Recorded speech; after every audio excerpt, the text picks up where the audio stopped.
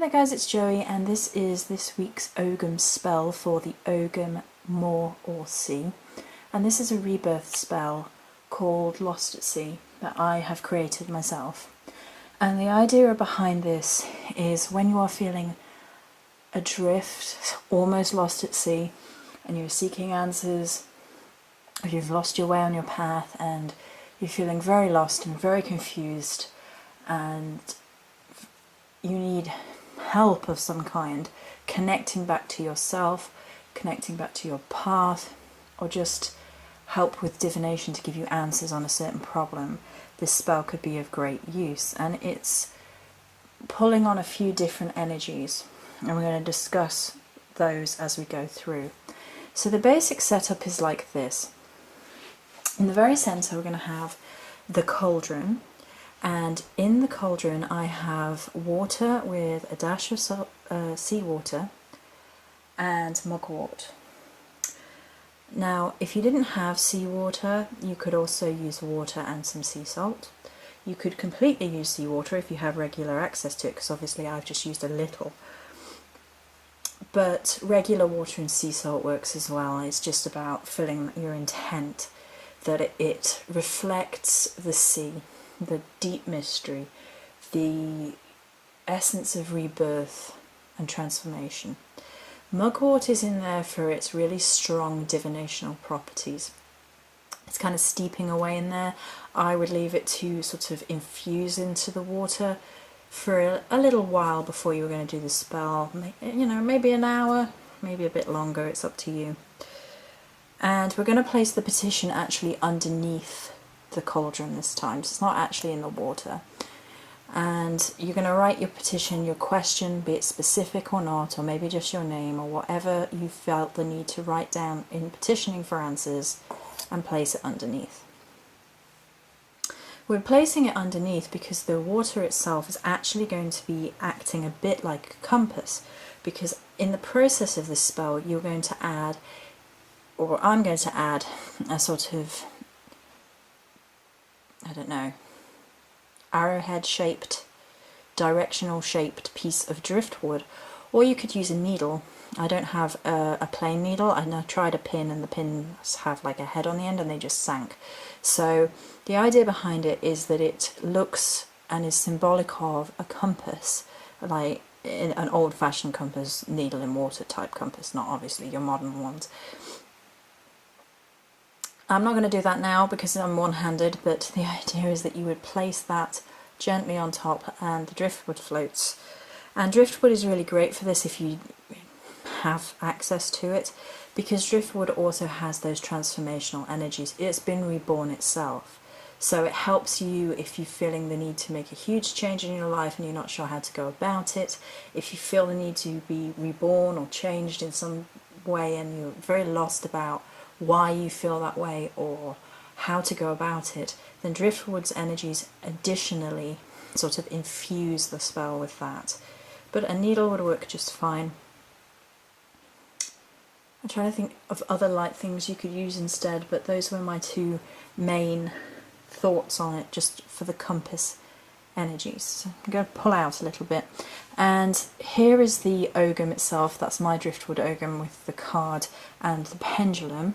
And then surrounding it in this sort of frontal curve are all fossils. We have ammonite on one side, the orthoceras on the other, and the stromatolite, 4 of them, in sort of a curve. Now, people may or may not have access to fossils, and whether you decide to use a different crystal or something is up to you.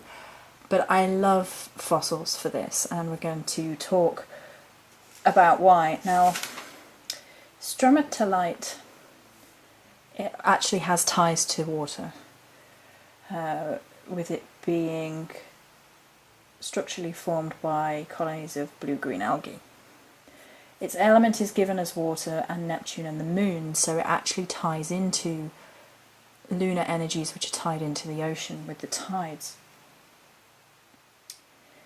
It also helps with assisting emotional healing, removing blockages, as well as past life recall. So you can use this if you were doing some sort of past life recall that might help explain problems you're going through now, for example.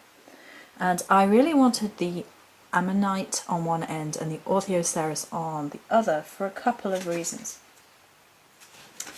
So for me, the ammonite, so many ites, is the feminine, the divine feminine, and the orthoceras is the masculine. The ammonite is the spiral of life cycles, the labyrinth, if you like, symbolic of life in itself and having to go back, to go forward, and all that sort of incredible energy.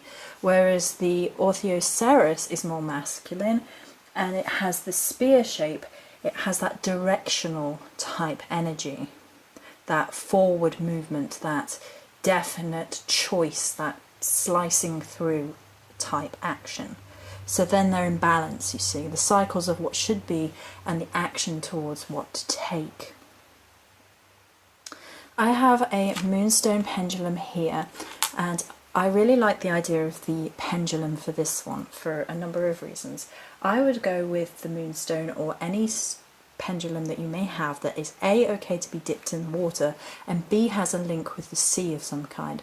Moonstone being linked to the moon, and the lunar goddess, of course, then ties directly into the ocean magic. So, the idea behind the relatively simple setup is that you set it all up like this, and the fossils are going to help you ground. They are timeless, they go through time, they can be really great for past life recall, as we have already mentioned, that may or may not assist you in figuring out why you have such a difficulty now, or even just drawing on your own past to help go forward. They're very, very, very, very grounding, they're very stable, they've been through huge pressure themselves to even exist, so they help steady you through hardships. If you know you're doing this because you've gone through a lot of hardship recently and you're lost, then it can help ground you back to yourself. So you would set up the spell like so, and then you would place your petition in, and you would say petitions to your gods and goddesses of choice, or just spirit and divinity in general. And then you might place your compass representative in the water and say, you know, please help me to find my way, or something along those lines. If you wanted to be a little more lyrical with it, you can do as you see fit. And then you could sort of meditate over it. You could imbue that with your own, this is not my projective hand, but if you wanted to put your projective hand over, holding perhaps the pendulum, if you didn't want to dip it in, or you could do both, and you're just projecting in like, please help me, please give me the answers I need, please help me see clearly. And then if you wanted to dip your pendulum in, you could, maybe 3 times, maiden, mother, crone, life, death and rebirth, the cycles, that sort of thing, that sort of energy. And then use your pendulum in the regular way, either asking yes or no questions, or writing on a piece of paper a circle with different answers on, and asking the questions that you need to ask. So that's it for this week's spell. For more, or the sea, many blessings.